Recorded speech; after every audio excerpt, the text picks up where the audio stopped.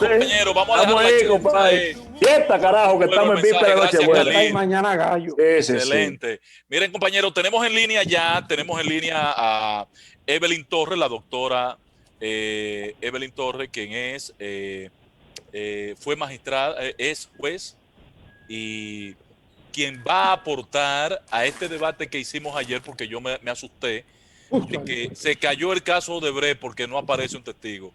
Adelante, Pedro. Bueno, recibimos a la doctora Evelyn Torres, una especialista en materia penal, ex magistrada, ex jueza de los juzgados de la instrucción y en materia de juzgado de paz, una dilatada carrera que tiene la doctora Evelyn Torres, está con nosotros. Bienvenida, Evelyn. Hola, Pedro, gracias por tomarme en cuenta. Un saludo a todo el equipo extensivo para no cometer el error de omitir alguno, ¿verdad? Bien. Exactamente, sí. Aunque tú dices Ángela Costa, Doña Consuelo y Pedro y los demás. Yo le paso su mensaje a César y a Khalil. Pero suba muy ching el rango. Es verdad. Evelyn, con nosotros para emular a Doña Consuelo, que es muy justa siempre en la participación. Sí, la doña Están aquí ahora mismo Ángela Costa, Khalil Michel y César Cabrera y este servidor Pedro Jiménez. Aníbal salió un momentito. Pues encantada, un saludo a todos. Doctora, entremos en materia. Dígame. Se ha suspendido 3 veces el juicio Odebrecht, el juicio de fondo, porque entraron a la etapa que se había estado dilatando también demasiado del conocimiento de las pruebas, iniciando con las pruebas testimoniales. Y entonces, de repente, dicen los abogados que si no aparece el primer testigo, no pueden entrarle al segundo. Y que si no aparece el segundo, no le pueden entrar al tercero. Y que si no hay testigo, el caso se jodió. Pero explíqueme, doctora, ¿y cómo es posible eso? Bueno, yo puedo dar una opinión generalizada, ¿verdad? Para no particularizar claro. un proceso que no manejo al dedillo, sino que tengo la información de los medios, al igual que todo. Mira, el orden probatorio, evidentemente, es una parte de la estrategia de quienes participan en el juicio de las partes, valga la redundancia, que son quienes tienen proceso. Los jueces solamente evalúan y deciden. Entonces, ese orden que en este caso advierto que impuso o presentó el Ministerio Público y se le dio a conocer a la defensa, pues en principio debe ser seguido. No quiere decir que si mañana hay una imposibilidad de producir algún testigo, pues el tribunal tiene que dar obligatoriamente una solución y el juicio debe seguir, porque el código es claro en eso. Evelyn, entonces, porque es que ayer nosotros teníamos un debate aquí, creo que tú estabas escuchando como siempre la emisora y sí, sufrí muchísimo de esa confusión que se ha generado, no por los debates del equipo, sino por las pretensiones de los abogados de la barra de la defensa, de entender que porque el testigo que está como número 1 en la lista no ha podido ser contactado y no ha hecho acto de presencia en el tribunal, prácticamente ya el juicio estaba caducado, no había forma de llevarse a cabo sin la presencia de este testigo. Hay ese orden dentro de los testimonios, no tiene nada que ver, no es pétreo, eso puede ser alterado en cualquier momento de acuerdo a quién esté y quién no esté. Evidentemente, mira, lo más grave que pueda acontecer ahí es que tal vez se dé como no presentado el testigo, se desista de la producción del testigo y que eso afecte pues fijar hechos que ratificarán otros testimonios o otros medios de pruebas aportados y aceptados ya, porque estamos en la etapa de juicio, que ya hayan sido aceptados en la etapa preliminar. Magistrada, tradúzcale eso, por favor, a Pedro. Oiga ese pedacito que ella acaba de decir. A mí. Sí, claro. El caso no, mi criterio es distinto. No se puede caer un caso porque no se produzca un testigo, sobre todo un caso donde asumimos que hay una investigación muy profunda, una investigación de años, muy bien hecha, y que evidentemente pues una prueba pudiera tal vez debilitar la estrategia acusatoria. Debilitar, Sí. Las palabras de hoy fueron esas, exactamente, sí. César tiene una pregunta para la magistrada. Sí, los defensores van a luchar siempre porque se caiga la acusación, evidentemente. Sí. Magistrada, mira, ahorita, Pedro, Ay, dígame, Evelyn, que ahorita empiezan los detractores, que ya yo no soy juez, es verdad y no lo niego. Bueno, pero lo fuiste y te sacaron injustamente ese consejo perverso que existía allí por presiones, por una decisión que tomaste como juez. Bueno, que me Yo lo negué dije a muchas veces aquí. Injustamente te sacaron. Sí, Te sacó un y no abogado famoso. ya se le quedó. sí, me negué a cambiarla y no me arrepiento. Y si vuelve me pasa lo mismo, vuelvo y lo hago. Así es. Así es. Magistrada, ahorita Pedro y Ángel, pero Pedro decía que el domicilio del testigo es República Dominicana y que por eso no se podía hacer una entrevista virtual. Pero, No, yo no he dicho eso, era Khalil. Pero ahora, No, que la defensa. Ah, bueno, yo no he hablado de pero eso. ahora se está permitiendo en los juicios virtuales.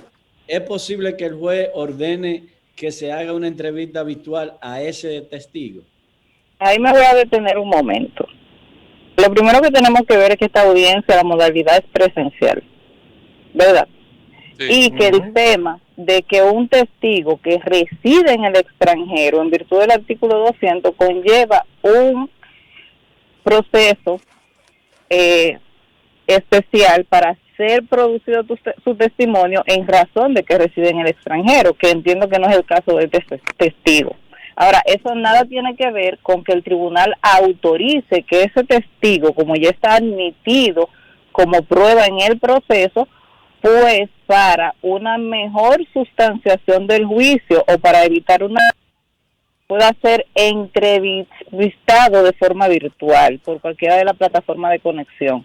Pero eso no le va a variar la naturaleza propia de que fue un testigo aportado con una dirección, pero evidentemente ahora es imposible que venga al país o tal vez tiene limitantes, y si ese es el caso, pues el tribunal pudiera aceptar, evidentemente, o determinar que se produjera el testimonio por una de las plataformas habituales, pero no por el tema de que él reside en el extranjero, porque ese proceso no se agotó, ese proceso incluso se equipara al de la cooperación internacional.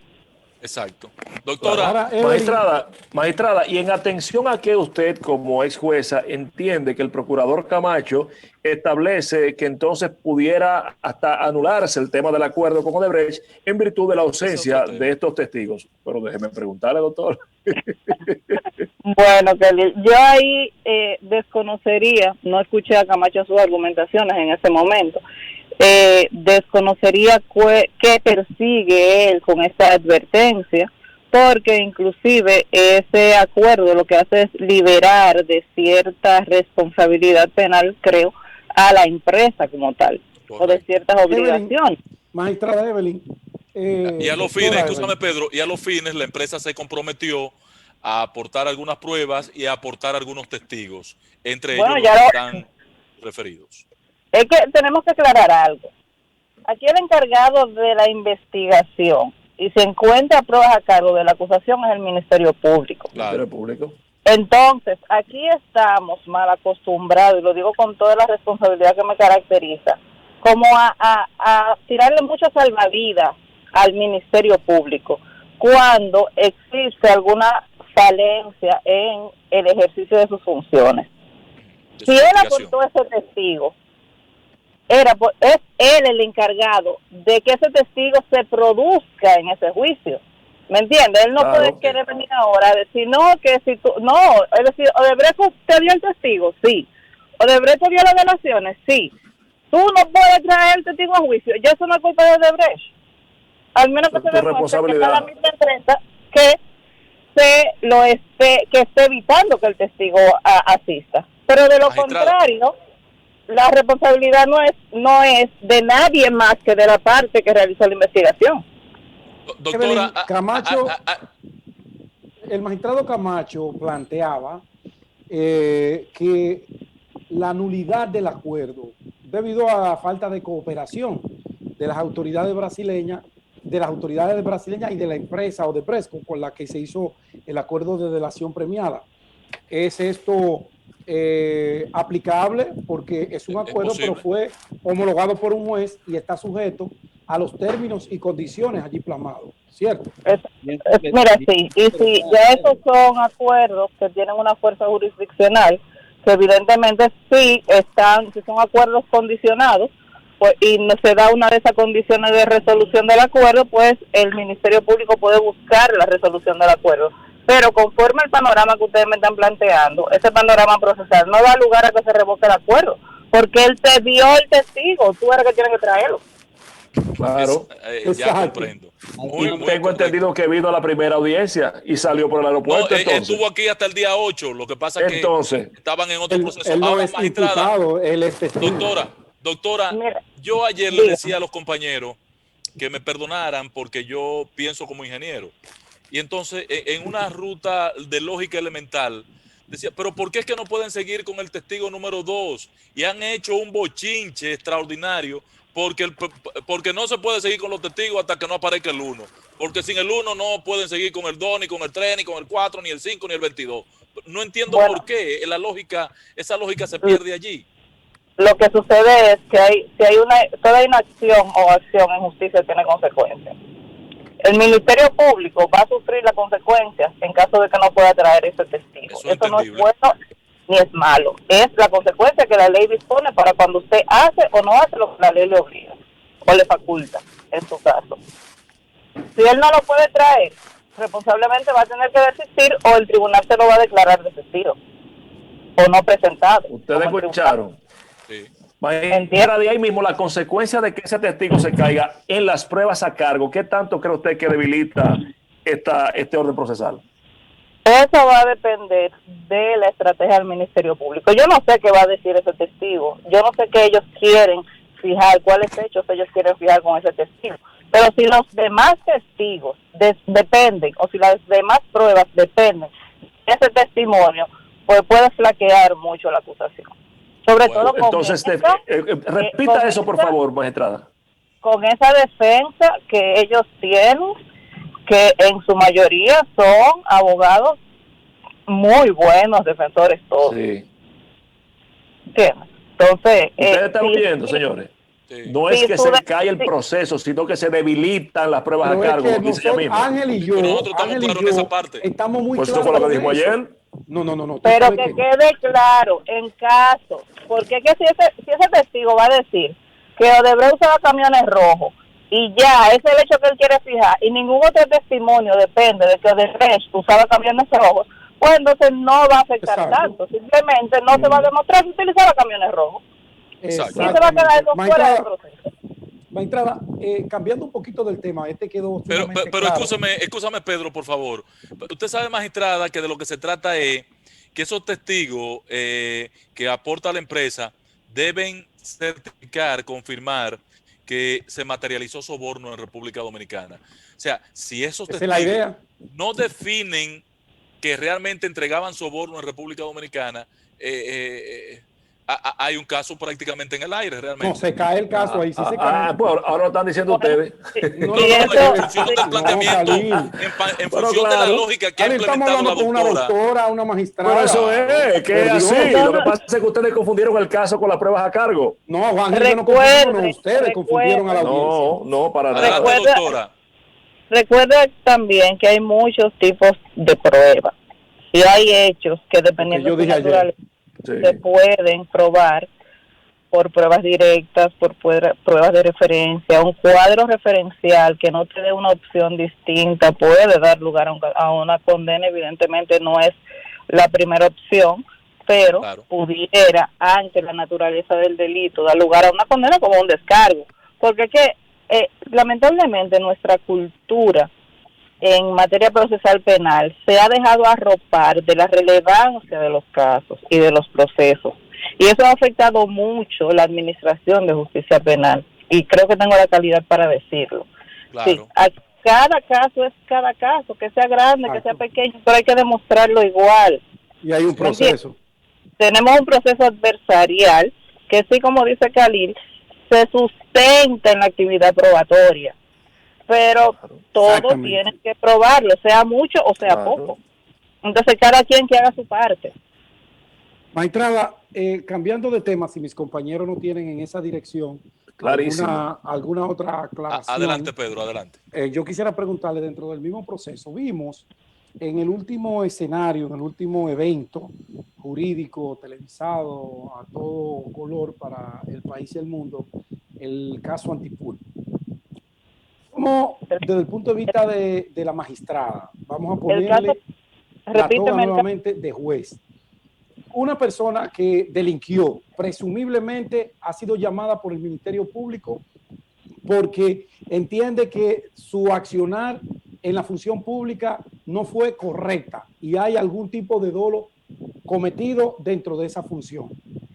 Este individuo o individua delata a todo aquel que está por encima y por debajo de él. El Ministerio Público lo premia con no acusarlo y lo convierte en un testigo de cargo. Si bien es cierto que está establecido la negociación dentro del proceso penal, no es menos cierto que desde el punto de vista de la imagen del proceso y de la misma lucha contra la corrupción, se está procediendo a perdonar delitos cometidos y a lavar incluso fortunas mal habidas porque yo decidí convertirme en testigo de cargo para acusar a otro. ¿Qué tanto de validez tiene eso? ¿Qué tanto yo estoy equivocado? ¿Y qué tanto daño social y moralmente le hace eso al país?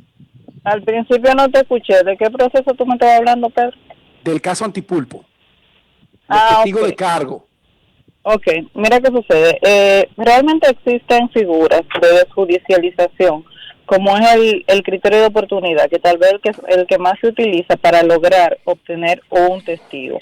Tiene ciertas exigencias, como cuál, como que lo que tú vas a conseguir sea mucho mayor a lo que tú como Ministerio Público das. Claro. ¿Entiendes? Realmente yo coincido contigo en que son pautas que ante el público no son bien vistas, porque tú me estás presuntamente culpable y me lo estás descargando de toda responsabilidad penal, pero ¿para qué? La finalidad es obtener una delación o evitar un crimen mayor. ¿Me estás entendiendo? Lo que ahí tendríamos que examinar, claro que sí. Si están presentes esas exigencias del artículo 34 del Código Procesal Penal como para que esa persona se le otorgue ese criterio de oportunidad. Y ahora yo te pregunto, magistrada, aplicó el criterio de oportunidad. ¿Qué tan valedero es el testimonio de ese que debió ser imputado y hoy es testigo de cargo? ¿Cómo lo valoran ustedes los jueces a la hora de tomar una decisión y valorar ese testimonio que está dando ese individuo? Mira, yo de verdad tengo un criterio muy especial, puedo hablar de íntima mí. Convicción. No, eso de verdad como que no existe ya. Hay una sana crítica. Nominalmente no debería existir. Pero existe. Pero Exacto, evidentemente existe. tu formación y tu convicción personal siempre van a estar presentes cuando tú decides. Eso a quien me lo... Bueno, eso es innegable. Gracias, doctora. Gracias, magistrada. La verdad que usted ha arrojado luz. Le agradecemos infinitamente su intervención. Hemos visto a Khalil con papel y lápiz en la mano. A Aníbal no lo vimos con papel y lápiz, pero debió tomarlo también. Gracias, magistrada. Yo estoy coincidiendo con la magistrada de ayer. Gracias, Evelyn. Gracias, Evelyn. Feliz Navidad, mi amor, para ti. Igual. Gracias, magistrada. Bendiciones. Bye. Feliz Ahora con música.